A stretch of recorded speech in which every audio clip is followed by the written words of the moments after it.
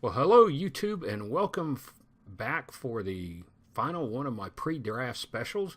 Had to think about what I was going to say there. We have done the mock draft for round one. Episode one, we looked at picks 1 through 10. Episode two, we looked at 11 through 20, and then we looked at 21 through 32. I recorded those all kind of at the same time. And just like every other year in the NFL draft, there's always some stories that break in the last 24 hours that kind of change the complexion of everything, change the outlook. And that's what I want to go over today, and then kind of discuss a couple players that I did not mention, or one I didn't mention, and one that I'm just going to give a shout out to because I've been following his career for the last few months, kind of learned some stuff about him, and I want to share his name with you. First off, we got to talk about AP, Adrian Peterson. Signs with the New Orleans Saints. 2-year deal, $3.5 million guaranteed, $7 million total. How's he going to adjust to this? He's not listed as the number one back. I checked the depth chart this afternoon right before I left school. He's listed as number 2. I'm not sure how AP is going to adjust to that. This is a pass first offense. He's a power back, so it's going to be some changes in New Orleans there. I'm glad to see him sign with somebody. I'm not glad he's with New Orleans because as a Panthers fan, they play them twice, and that's going to put a different wrinkle there. You've got one of the best quarterbacks in Drew Brees in New Orleans, and now you got one of the best running backs over the last few years there. So Adrian Peterson is off of the market. Is this going to impact their draft strategy down there? Sure it is. But we're not sure how they're going to approach this going long term. Second one, Marshawn Lynch, coming out of retirement, traded by Seattle to the Los Angeles Raiders for a conditional pick in 2018. Once again, this is changing the landscape out there in the AFC West. So we are going to have him behind that offensive line with Derek Carr. Going to make the Los Angeles Raiders, Oakland Raiders, Las Vegas Raiders, whatever they are, a force to be reckoned with out there in the West. It was a good move for them. I think that beast mode is going to go live in Raiders camp, and it's going to be a huge impact there. Once again, huge impact on the draft strategy as well. They're not going to have to look at bringing in a running back right off the bat. So those two free agent signings, you still have LeGarrette Blount out. You still have Jamal Charles out. So you've still got two big-name running backs on the free agent market. Probably not going to see them signed until after the draft is over, see where teams have needs at. Speaking of the draft, some players that you're going to probably either not hear or you're going to see their draft stock tumble. One of them is defensive tackle Caleb Brantley out of Florida.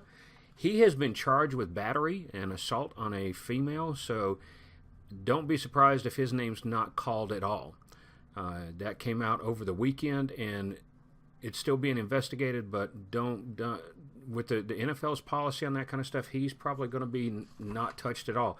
Another one, and this bothers me as an Ohio State fan because there's a lot of hype there, but cornerback Gary Conley has been named in a rape accusation. Supposedly this occurred on April 9th in a hotel in Cleveland.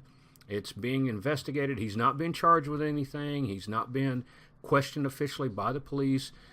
But just the innuendo, just the thought, just the possibility of that, don't be shocked if Gary Conley is undrafted as well. And if he did this, obviously, let's get it dealt with and get him off the street. If he didn't do anything, you've pretty much destroyed the young man's career for at least a year on a false accusation. But I hope, as an Ohio State fan, I hope it's not true. But if it is, then let's deal with it. So that's one. Also, Jabril Peppers, safety out of University of Michigan. His urine sample from the NFL Combine came back listed as diluted, which goes down as a failed drug test. He automatically is going to be entered in the NFL protocol for drug treatment with that. So, what's that going to do to his draft stock? Another one that this has happened to is linebacker Reuben Foster out of Alabama. He also failed because of a diluted sample. He also was kicked out of the NFL Combine because of an altercation with a member of the medical staff. So I don't know how this is going to impact his draft stock. So you have those guys that you're probably going to see either their names not called or a drop in it. You know, these NFL teams are going to do their due diligence. They're going to investigate these guys. They're going to try to figure out how, is this an ongoing problem? Is it a one-off thing? Is there an issue there? But just looking at the past history of the NFL when it comes to dealing especially with domestic abuse type things, don't be shocked if you see these guys drop off the boards.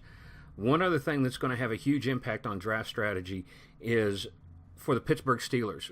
Wide receiver Martavius Bryant was suspended all of last year for failing a drug test, a series of drug tests actually, and he has been conditionally reinstated back into the NFL. And if you remember when I was talking about my AFC North, I was talking about how they need to get somebody up there to put on the other side of Antonio Brown. Martavius Bryant can fill that role if he can stay clean. I mean, that's the big thing for him. So you're going to have that influencing how teams are going to draft. One name I have not mentioned is Deshaun Kaiser. Deshaun Kaiser is the quarterback out of Notre Dame. And I'm going to be surprised if he goes before the third round. His production dropped quite a bit last year. Brian Kelly is the coach at Notre Dame, and there was a lot of rumor about why his production numbers went down. What I've been reading over the last couple weeks is he did not kind of do well in the interview stage at the NFL Combine. He's kind of got a reputation now as a prima donna, as someone who's in it for the fame, not for the game. And that has a huge impact on these teams, whether or not they're going to take a risk on a quarterback like that, or any player for that matter. So don't be surprised if you see Kaiser drop all the way down to Saturday before his name is called. And he is definitely going to be coming into any organization as a project quarterback. So those are the names, the factors that we see that are going to be changed with the draft, that are going to influence what goes on in the draft. We've got 7 rounds, 235 names that are going to be called.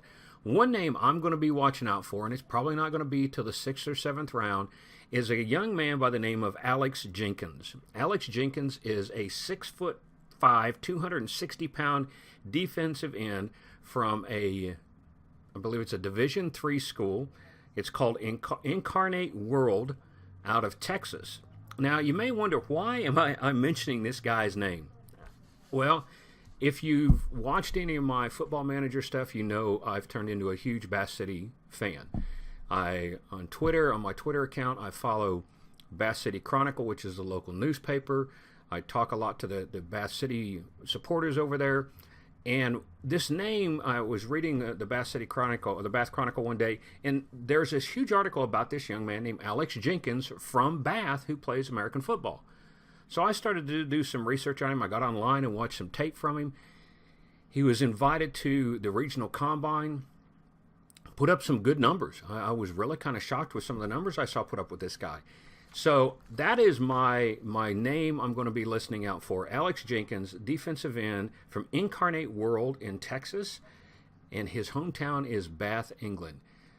I'd like to see him get drafted. I think he can be a good special team player. I've watched him on a couple special team plays on his YouTube footage. A lot of potential there, and I think you're going to get an NFL team to take a jump on him because I think he can develop into maybe not an every down back, but at least a situational player, and I think that would be a huge boost for him. So that's my shout out for the day of name to be listened for. Alex Jenkins figure he's going to go in 6th, 7th round, but I hope that I hear his name called. So, folks, there we are. I want to thank you for kind of stopping by, hanging with me on this. I hope you've had a great day. Things are getting crazy at the high school, but that's all good because we're winding down. Tomorrow night, NFL draft. I was mentioning to my wife that I was going to have to mow because we've got a lot of rain, and now the sun's come out here in North Carolina, but I told her, can't mow on Thursday, that's NFL draft day. Can't mow on Friday, so if I mow, it's going to have to be early Saturday morning before noon so I can make sure I follow the whole draft. I think what I might do is, if anything happens in the draft that really kind of catches me off guard, do a short podcast for that, recording for that. If not, I may wait till the draft is over. My thought is, once the draft is over and we're waiting for training camps to begin, maybe do some stuff explaining different things about American football, answering any questions you have about it. Know that there's going to be some games played in London this year. The Browns are going to be over there. I'd love to come over and see them play, but and teach yourself that ain't going to happen. So, folks, if you like what I've done here, go ahead and hit a like on there for me. If you have not done so and you're interested in what we're doing here, hit a subscribe there. If you're not wanting to do those things, that's fine as well. I hope you just stop by, kind of hang out with us. If you have any questions, go ahead and ask them. If you have any comments, please make them down there.